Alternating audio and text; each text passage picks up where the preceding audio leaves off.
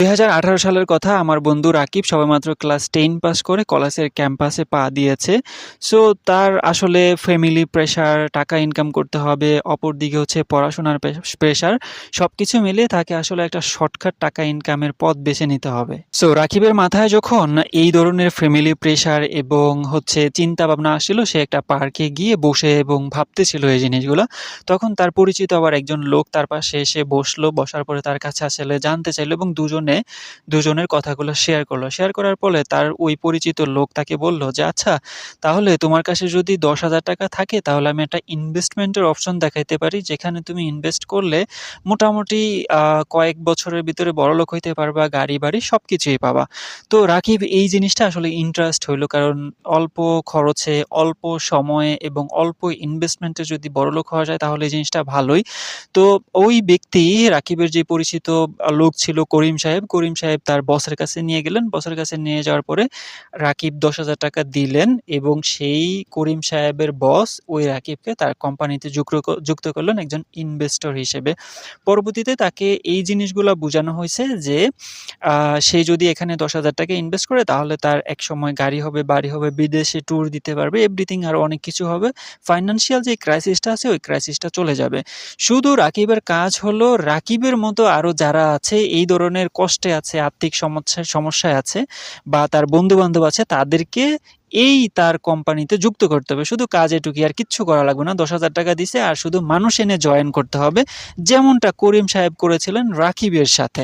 এখন আসেন কথায়। এটা একটা বাস্তব ঘটনা এবং এই বাস্তব ঘটনা আমার বন্ধুর সাথে ঘটেছে। এখন এই রাকিব কি করেছে? রাকিব তো ৳১০,০০০ দিয়েছে। এখন সে তার কাজ অবশ্যই করতে হবে, সে যদি বড়লোক হতে চায়। এজন্য সে আমাদের কাছে আসছে। এসে বলছে যে, "বন্ধু, আমি তো ওই জায়গায় ৳১০,০০০ ইনভেস্ট করছি। ইনভেস্ট করার পরে এখন বর্তমানে আমি হচ্ছে মোটামুটি একটা ভালো লেভেলে আছি এবং পরবর্তী সময়ে আমি গাড়ি-বাড়ি এবং বিদেশ ট্যুর দিতে পারবো যদি মোটামুটি লেভেলের একটা পর্যায়ে যাইতে পারি। এখন তোমরাও চাইলে জয়েন হইতে পারো। আসো আমাদের আ অফিসে যাও। অফিসে গেলে আমাদের একটা প্রোডাক্ট আছে, প্রোডাক্টটাও দেখো এবং তোমরাও সেখানে ৳১০,০০০ দিয়ে জয়েন হও।" তো মোটামুটি আমি এবং আমার আরো ২ টা ফ্রেন্ড মিলে গেছিলাম রাকিব সহ। যাওয়ার পরে সেখানে আমরা দেখছি তাদের একটা প্রোডাক্ট আছে। প্রোডাক্ট আছে, এটা সত্য। সেই প্রোডাক্টটা হচ্ছে ছোট বাচ্চাদের যে ডাইপার আছে সেই ডাইপার। এই ডাইপারটা আমাদেরকে দেখাইছে। সো আমার সাথে আবার আরেকটা বন্ধু ছিল, সে হচ্ছে প্রাণ কোম্পানিতে জব করে। তো ও বলছে যে ও তো মার্কেটিং এ জব করে। ও বলছে যে, "আচ্ছা ঠিক আছে, তাহলে আমরা কাজ করব। এখানে আমরা কাজ করতে আসি। আমাদেরকে কাজের কথাই বলছে। আমাদের কাজ দেন, প্রোডাক্ট দেন, আমরা প্রোডাক্ট বিক্রি করি।" তারা প্রোডাক্ট দিতে রাজি না। তাদের নিয়ম নীতিটাই হচ্ছে এরকম, ৳১০,০০০ দিয়ে জয়েন করতে হবে। জয়েন করার পরে আমাদেরকে নতুন লোক এনে তাদের কোম্পানিতে জয়েন করাইতে হবে। কাজ শুধু এতটুকুই, আর কিচ্ছু না, প্রোডাক্ট বিক্রি না, কিছু না। সো এটা গেছে একটা রাকিবের সাথে এবং ২য় যেই আরেকটা ঘটনা আমার সাথে ঘটছে সেটা হচ্ছে একটা ইন্সুরেন্স কোম্পানি, আমি নাম বলি, আ সদ আম আ সোনালী লাইফ ইন্সুরেন্স কোম্পানি। সেই ইন্সুরেন্স কোম্পানির একজন লোক আমার খুব পরিচিত, যার কাছে আমি কম্পিউটার শিখেছিলাম।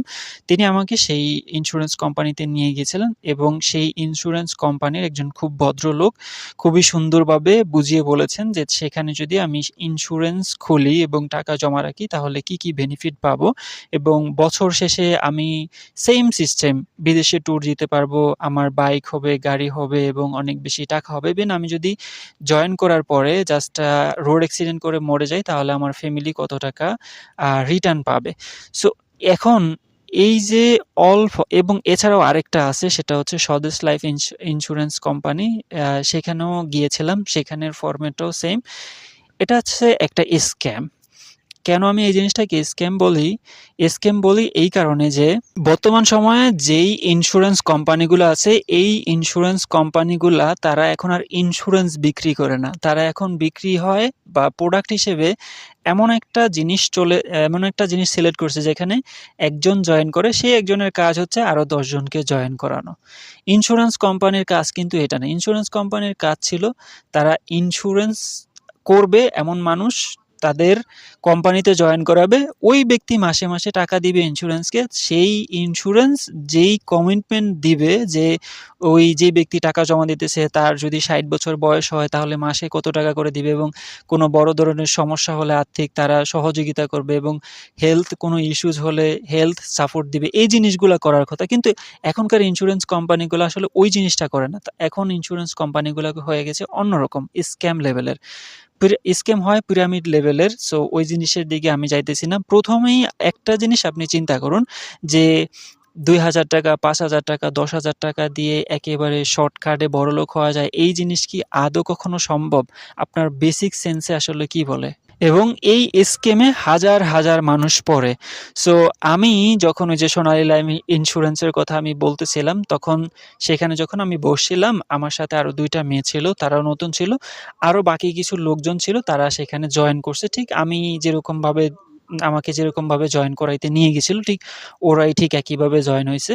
তো পরবর্তীতে ওখানে ওরা বলছে ওরা পার মান্থ ৳১০,০০০-১৫,০০০ এবং কেউ, কেউ ৳২০,০০০-২২,০০০ পর্যন্ত ইনকাম করে। সো পরবর্তীতে জাস্ট ৳১৫,০০০ র একটা আ সার্কুলার, একটা চাকরির সার্কুলারে আমার আগে ওই যে আমার আগে ওই ব্যক্তিগুলা যায়া ওখানে বইসা রইছে, হাজির হয়ে রইছে সার্টিফিকেট এবং সিভি নিয়া। আম যারা বলছিল যে ১৫ থেকে ২০,০০০-২২,০০০ টাকা ইনকাম করে এই স্বদেশ ইসলামী আপনার হচ্ছে সোনালী লাইফ ইন্স্যুরেন্স কোম্পানির ভিতরে যারা আরকি জয়েন করেছিল তারা। আমার আগে যায়া তারা সেখানে বইসা রইছে। সো এখানে যদি এই জিনিসটা সত্যিই হইতো তাহলে তারা সেখানে যাইতো না। এত ইনকামের যদি অপরচুনিটি থাকতো। সো এটা হচ্ছে হলে আসলে বেসিক সেন্স। অনেক, অনেক মানুষ হচ্ছে এইভাবে প্রতারিত হইতেছে। তো আমার এই এক্সপেরিয়েন্সটা আপনাদের সাথে শেয়ার করা যাতে আপনারা এই ধরনের ইনভেস্টমেন্টে যাওয়ার আগে একটু ভাবতে পারেন এবং এই ধরনের টাকা দেয়ার আগে একটু হলেও আপনারা হচ্ছে বুঝতে পারেন যে এগুলা আসলে সত্যিই স্ক্যাম। এগুলাতে টাকা ইনভেস্ট না করাই আসলে সর্বোত্তম।